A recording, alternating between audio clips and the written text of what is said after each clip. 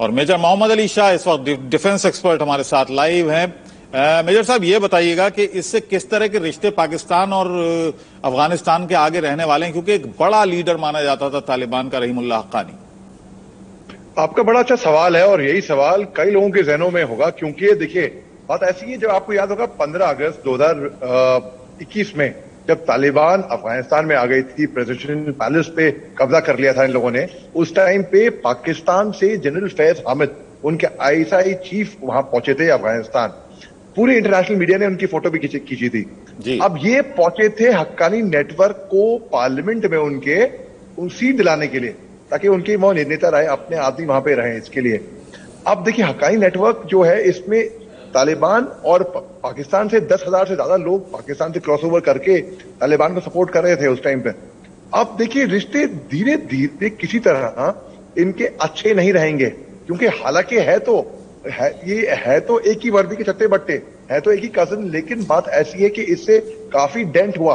क्योंकि हक्कानी नेटवर्क जहां पे देखिए इनकी ऑफिस एक रिलीजियस सर्मन, ये बहुत ही रिलीजियस तरीके के इनके शेख रहीमुल्लाह हक्कानी माने जाते थे। अब जब एक ऐसे शख्स जिनका पांव कट चुका था, वो अपने प्लास्टिक पांव में, लिम में, उसमें एक्सप्लोजिव भर के आए, एक सुसाइड हमला किया इनके ऊपर।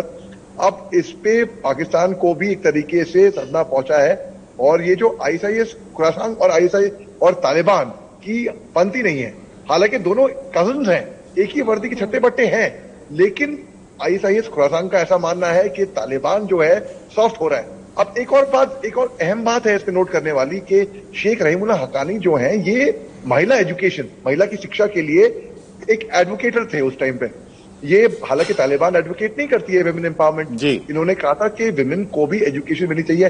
अब जब इनके सुसाइड हमला होता है काबुल के अंदर, बिल्कुल ठीक राजधानी के अंदर, और इनके जाने माते बड़े, जैसे आपने बताया खूब दुरुस्त तरीके से, कि इनके लाखों की तादाद में फॉलोअर्स हैं, बहुत लोग इनको मानते भी थे।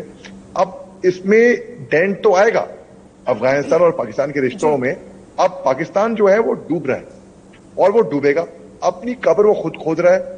और मेजर साहब, एक चीज समझ में नहीं आ रही है, तालिबान को बनाने में आईएसआई का बहुत बड़ा हाथ माना जाता है, और आईएसआई के बड़े रिश्ते अच्छे रहे हैं तालिबानी नेताओं से जब से तालिबानी सरकार बनी है। और अगर इनके बीच कोई मनमुटाव रहता भी था तो पर्दे के पीछे इनकी बातें हो जाया करती थी। लेकिन इस बार देखा जा रहा है कि तालिबानी जो कमांडर हैं, तालिबानी जो नेता हैं, वो आईएसआई को अब निशाने पर ले रहे हैं और खुलेआम निशाने पर ले रहे हैं।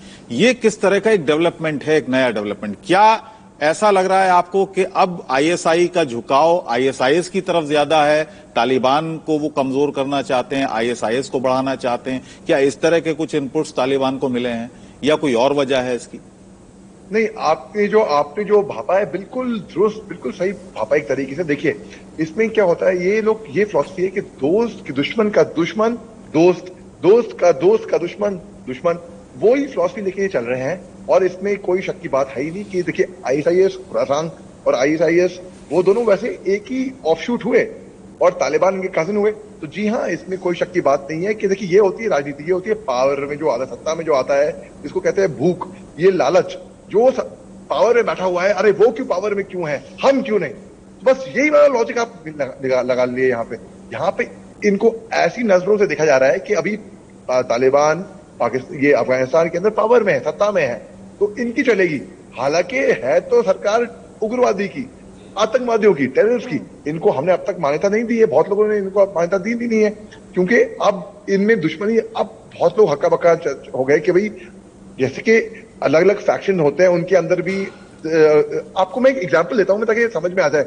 नॉर्थ ईस्ट में, मैं इसको नॉर्थ ईस्ट से बोलता हूँ कि नॉर्थ ईस्ट में अलग अलग फैक्शन हैं, जैसे यूएनएलएफ हो गया, केवाईकेएल हो गया, पीएलए हो गया। अब इन फैक्शंस में भी आपस में दुश्मनी है, और यही फैक्शंस इंडियन आर्मी से भी लड़ते हैं।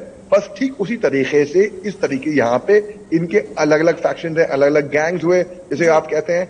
इनकी आपस में पावर के लिए लालच भी है, सत्ता में आने के। अब ये मानते हैं कि ये ज्यादा इस्लामिक है, वो नहीं है। इनको इस्लाम का मतलब ही नहीं पता, इनको जिहाद का मतलब ही नहीं पता, और ये आके बदनाम पावर गेम नुकसान, और जितना, जी हाँ बिल्कुल, और जितना नुकसान खुद ही मुसलमानों को हुआ है इनसे, उतना किसी को नहीं हुआ। ठीक है मेजर अली शाह, बहुत बहुत शुक्रिया।